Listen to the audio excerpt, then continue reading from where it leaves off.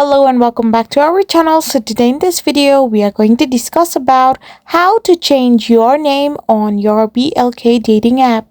So without wasting much of our time, let's get straight into the video.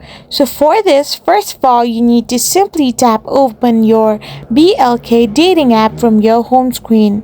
So once you go and navigate your BLK dating app, you need to simply tap it open and get signed in into your account.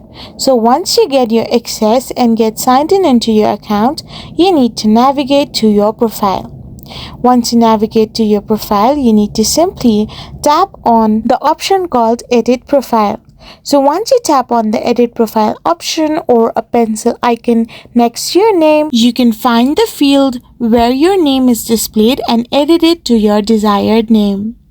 Once you have made the changes, simply save the updated profile information by tapping on the Save option.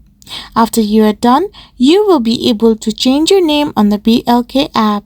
I hope you found this video helpful, so don't forget to hit that subscribe button and do give us a thumbs up. We will be back again with more informative videos. Thank you for watching.